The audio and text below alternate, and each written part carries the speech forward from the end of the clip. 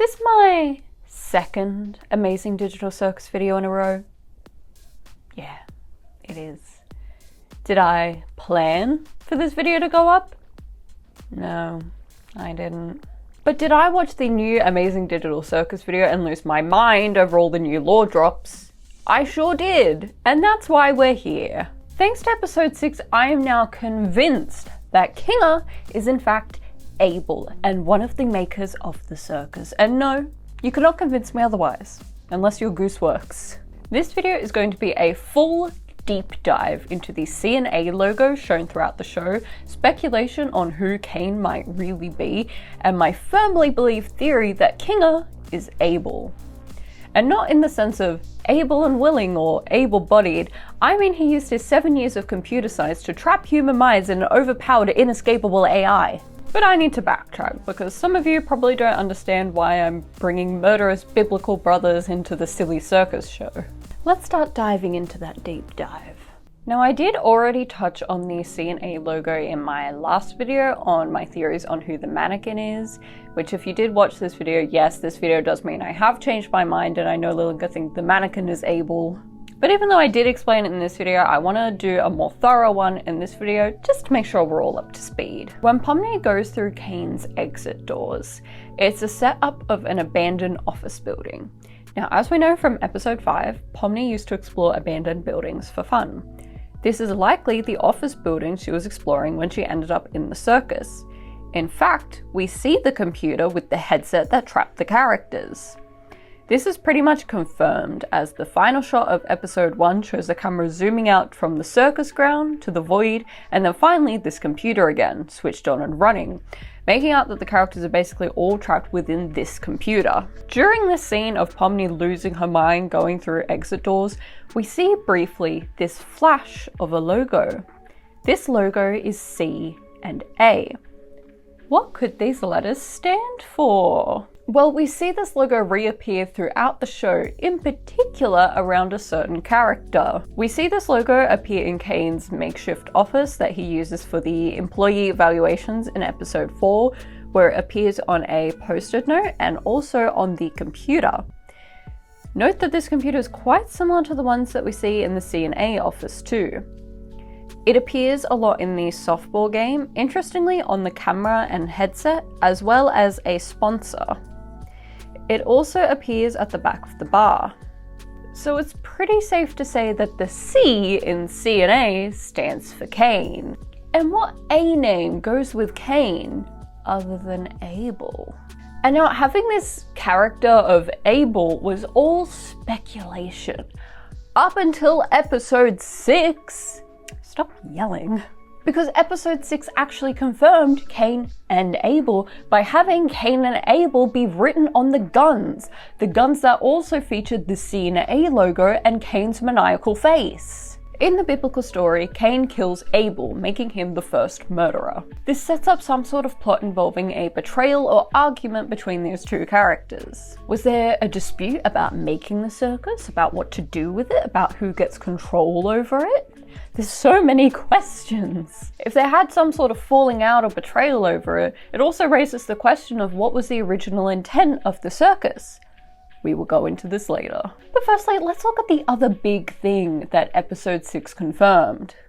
Caine takes out a Polaroid and looks at it. A picture of the C&A office before it was abandoned. This hypothetically confirms so much. Number 1, Caine is actually a human, or at least this has made it far more likely that he is. Number 2, Caine is aware of who created the circus and potentially how. And thirdly, does this mean that Caine remembers being a human? I also worked under the assumption that Caine was a sentient AI, since he was always so laser focused on the adventures and nothing else, claiming it was all he existed to do, as if he was programmed with that as his primary purpose. But him taking out a picture of that office, looking back at it like it's a memory, sets it up to be far more likely that Caine was a human, namely the Caine and Abel involved in making the circus. This office was where he worked. He had a life. That's so weird. And even weirder, in fact, if he remembers it. Jax has a very interesting sort of speech to Pomni in this new episode about how eventually everyone ends up becoming their archetypes, and how he really doesn't think that they're human anymore. Obviously, this isn't literal coming from him, but it raises an interesting and proven point that the longer you stay in the circus, the more like it you become. Even watching Pomni across the episode, she goes along with the circus more.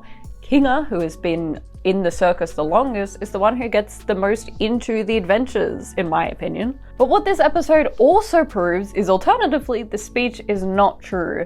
Jax goes on and on about how he's just this funny guy archetype who cares for no one, but later has a panic attack in the bathroom, which almost made me cry. Jax proves that no matter how hard you try to lose that humanity, you really can't shake it. However, Jax does raise an interesting point about the time and duration you spend in the circus. Caine has presumably been there the longest, maybe even from the beginning. He likely gradually accepted his role as the ringmaster more and more, but Caine still has those hints of humanity, aka him taking out that picture to look at it. He is also increasingly insecure about his adventures. Also interesting enough, Caine is growing more hostile and erratic. His weird, almost threatening obsession with Zubul, all because they kind of rebel against him, the increasingly dangerous adventures, and also the many glitches that have been happening with him, show that something is definitely up. Let's not forget the message on the Wacky Watch voting in the fun facts section that had the backwards text that reads, "Caine is a madman, please help us." Ominous? Now that we know the odds of Caine being human, it raises a really interesting hypothetical of, can Caine abstract? When Caine glitches during his therapy session with Zubul, the whole circus grounds around him begin to glitch. What would happen if he fully abstracted? I don't know if this is where they're going with this setup, but I think it's a really interesting hypothetical to think about now that they've introduced this idea of Caine potentially being human. Caine being involved in making the circus can also potentially explain his hostility. Behind the mask of "let's have fun on this adventure today," he may potentially view the characters as his hostages, his toys. Caine, being a human, and one of the humans who created the place these characters are trapped in, could make him more of a danger and a threat than first thought. Now, I said this video was about Kinga, so why all this talk about Caine? Caine's character plays a lot into the dynamic of Caine and Abel, Abel being the one who was betrayed, Caine being the first murderer. This adds into everything that makes me think Kinga is Abel. Now, the theory that Kinga was involved in making the circus has existed for a little while now. The fact that he's been there the longest, maybe since the beginning, and also his line of 7 years of computer science for this, huh? With episode 6, we now have this batshit crazy Kinga moment that I literally had to pause because, excuse me? What do you mean? Oh, I got just the thing. Here, take this. Well, wait. What did you just do? What was that? It's a butterfly. It can restore your health. Did Caine mention that? Oh, nah. I made it up. What? Kinga made it up. I made it up. Made it up? There's two possibilities to this scene. Either one, Kinga has been there the longest and knows how to take advantage of the cartoon nature of this world more than the other characters. This episode does make a more prominent point of the characters using the cartoon physics of the world, aka the characters just fire guns without having to properly aim them or hold them properly, Ragatha sticking her finger in Jax's gun and the bullet hits him instead. Maybe Kinga just knows how to take advantage of these things more. Or Kinga knows how to control the circus.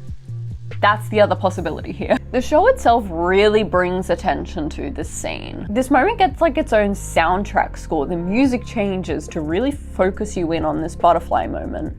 The lighting and effects all around the butterfly, the being so sparkly, Ragatha's bewilderment to the whole situation. This all points out, hey, this is out of the ordinary. In my mind, this is proof that Kinga is capable and understands how to control the circus. Probably because he made it. Despite Kinger being the crazy one, he does have a surprising grasp on the digital world he's in. He seems to know how to go along with the adventures, even if his attempts to help don't really work. Bonnie, take this! In episode 6, he's really into this adventure and seems to just have fun with it. He notes that Zubul and Jax will be the ones to look out for, they're the youngest, which is a surprising amount of clarity for Kinger in Bright Light. He finds guns, shoots back, has his tactical role, which I love, by the way. Tactical roll! Come on, Agatha! And when he loses, he's still happy because he gave it his all. He's almost like a little kid playing laser tag. Almost like, I don't know, maybe the adventures were his idea, so he knows how to go along with them. Anyway, in episode 1, he's the one who explains how food works in the digital world, to which Jax says a line like, "Since when are you an expert on the digital world?" What an interesting thing to say. Then there's the intermission time sequence. This scene pisses me off to no avail because I don't understand what it means.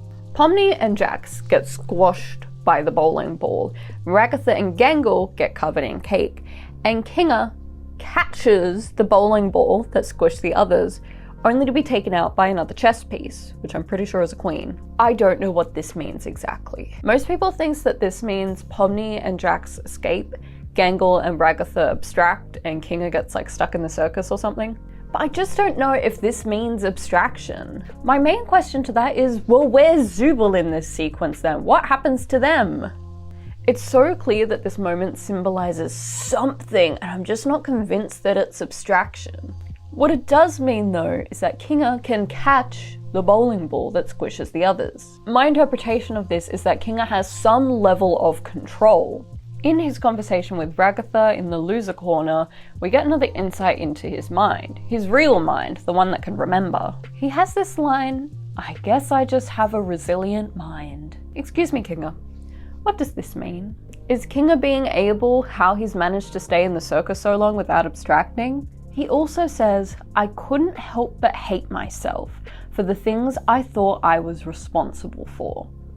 Crazy line. Also really interesting word choice, responsible for. My interpretation of this is with Kinger having a role in creating the circus, he wasn't a part of the malicious side of it. Initially, my only hesitation with Kinger being a part of the creators of the circus was that Kinger's such a sweetheart. How could he be a part of the evil trap people in the circus plot?